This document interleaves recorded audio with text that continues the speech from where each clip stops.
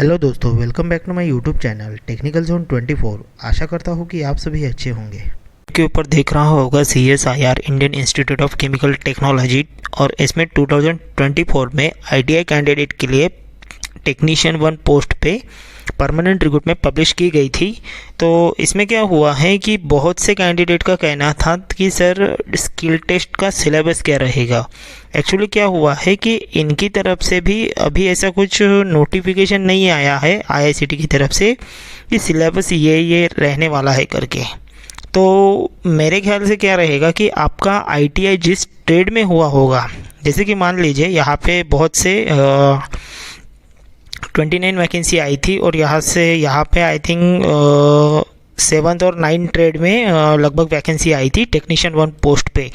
तो क्या रहेगा आपका, जैसे कि मान लीजिए आपका इलेक्ट्रिशियन ट्रेड है, तो इलेक्ट्रिशियन ट्रेड में आपने ITI किया होगा, तो इलेक्ट्रिशियन ट्रेड से ही आपको स्किल यानी जो सब्जेक्ट सिलेबस रहेगा वो आपका इलेक्ट्रिशियन ट्रेड ही रहेगा। इलेक्ट्रिशियन ट्रेड के बारे में ही आपको मान लीजिए कि कुछ स्विच बोर्ड बनाना पड़ेगा, या सीरीज और पैरेलल में वायरिंग करनी पड़ेगी, या कुछ मोटर दी जाएगी, आपको फॉल्ट चेक करना पड़ेगा, ये ऐसा रहेगा। और जैसे कि नेक्स्ट है कि मैकेनिकल फिटर का क्या रहेगा। फिटर ट्रेड में जो कुछ भी आपको means male female job, finishing job, fitting job, lathe machine handling करना, ग्राइंडिंग, चिपर, थ्रेड, ऐसे जो जॉब रहेगी फिटर ट्रेड में, वही आपको यहाँ पे मीन्स ट्रेड टेस्ट में आ सकता है।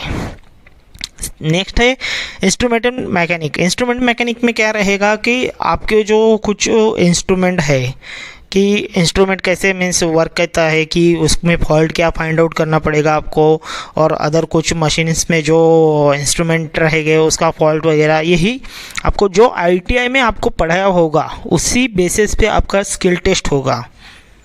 यहाँ पे स्किल टेस्ट जो है qualified and not qualified basis पे रहेगा ये स्किल टेस्ट। और इसके बाद में जो आपका रिटन एग्ज़ाम रहेगा, स्किल टेस्ट क्वालिफाइड होने के बाद में रिटन एग्ज़ाम रहेगा, और उसमें क्या होगा कि आपका रिटन एग्ज़ाम जो है उसके बेसिस पे आपका merit list, final merit list उसके बेसिस पे रहेगा।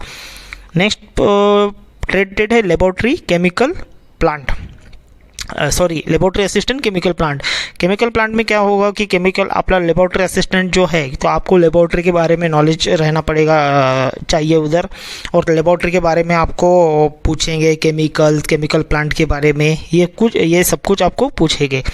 नेक्स्ट है mechanic refrigeration and air conditioning. इसमें क्या रहेगा कि इसमें window AC, split AC, water cooler, bottle cooler, VC cooler, HVAC plant के बारे में भी पूछ सकते हैं आपको, मोटर्स, गैसेस, ये सब कुछ आपको ITI में जो पढ़ाया है उसके बेसिस पे ही आपका स्किल टेस्ट रहने वाला है।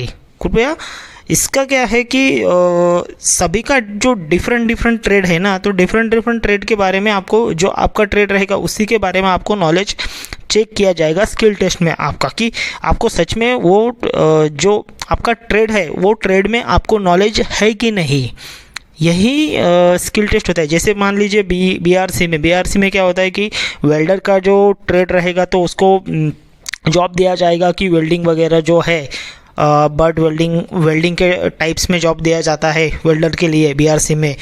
तो सेम फिट यहाँ पे भी ऐसा ही आएगा कि अगर मान लीजिए आपका ट्रेड वेल्डर है तो वेल्डर के बारे में आपको पूछे जाएंगे।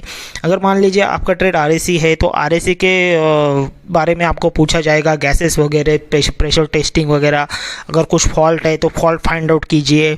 फिटर को मेल फीमेल जॉब बनाना, फिनिशिंग, मशीन कैसे चलाते हैं, क्या चलाते हैं, ये सब कुछ आपको पूछेंगे। मोटर व्हीकल मैकेनिक में भी सेम आपको जो ट्रेड में आपको पढ़ा है मोटर मैकेनिक ट्रेड में व्हीकल के बारे में, वही आपसे पूछेंगे। नेक्स्ट है ड्रॉप्समैन सिविल क्या है, जो ड्रॉप्समैन सिविल में आपको ITI में जो कुछ भी पढ़ाया होगा उसके बारे में ही आपको यहाँ पे पूछेंगे ट्रेड टेस्ट में। ये पूरा ट्रेड टेस्ट के बारे में वीडियो था। बेसिकली इसका सिलेबस तो नहीं आया है IICT की तरफ से, उनके ऑफिशियली वेबसाइट पे भी सिलेबस नहीं है। तो मेरे ख्याल से जो जितना मेरे को पता है कि ITI ट्रेड के बारे में ही आपको पूछेंगे ट्रेड टेस्ट में। अगर मान लीजिए आपका IT ट्रेड के बारे में आपने ट्रेड टेस्ट कंप्लीट हुआ है तो उसके बारे में आपको पूछेंगे कि आपने जॉब कैसे किया है, क्या क्या आपने इंस्ट्रूमेंट यूज़ किए हैं, प्लेट का थिकनेस क्या है, क्या नहीं है, इसके बारे में ही आपको पूछा जाएगा। आप ऑफिशियली बाहर से तो कुछ आपने मीन्स बाहर के तो क्वेश्चन कुछ नहीं रहेंगे, जो आपने ITI में पढ़ाई की है उसके बारे में ही ये आपके जो जितना मेरे को पता है कि ITI ट्रेड के बारे में ही आपको पूछेंगे ट्रेड टेस्ट में। अगर मान लीजिए आपका ट्रेड के बारे में आपने ट्रेड टेस्ट कंप्लीट हुआ है तो उसके बारे में आपको पूछेंगे कि आपने जॉब कैसे किया है, क्या क्या आपने इंस्ट्रूमेंट यूज़ किए हैं, प्लेट का थिकनेस क्या है, क्या नहीं है, इसके बारे में ही आपको पूछा जाएगा।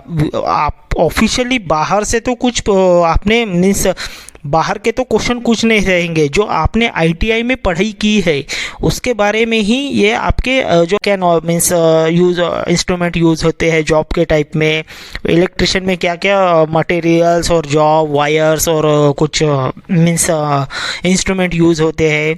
तो यहाँ पे क्या है, स्किल टेस्ट में आपका प्रॉपरली नॉलेज चेक किया जाएगा और ये जो स्किल टेस्ट है go and no go process पे है और इसके बाद में आपका paper first, paper second and paper third है। तो उसका जो सिलेबस है पेपर रिटन एग्ज़ाम का, उसका सिलेबस तो है, उसका जो सिलेबस है लेकिन उसका भी कैसा है कि ओनली इन्होंने पैटर्न दिया है कि कैसे होगा करके, यही एडवर्टाइजमेंट में पैटर्न है वो। इसका जो डाउनलोडिंग का लिंक है मैं वैसे ही डिस्क्रिप्शन बॉक्स में दे दूंगा, वहाँ से जाके भी आप डाउनलोड कर सकते हो एडवर्टाइजमेंट और देख सकते हो। यहाँ पे देख सकते हो आप syllabus for the technician 1 exam mode of examination OMR based और CBT computer based type of multiple choice examination made of question. तो question will be set both English और Hindi, expected question will English language.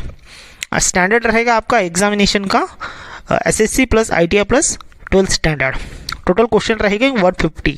Total allotment time रहेगा आपको 2 hours 30 minutes। Paper first रहेगा आपका 1 hours का। इसमें आपका मेंटल एबिलिटी यानी ये जो फर्स्ट पेपर रहेगा आपका ये रहेगा मैथ का पेपर।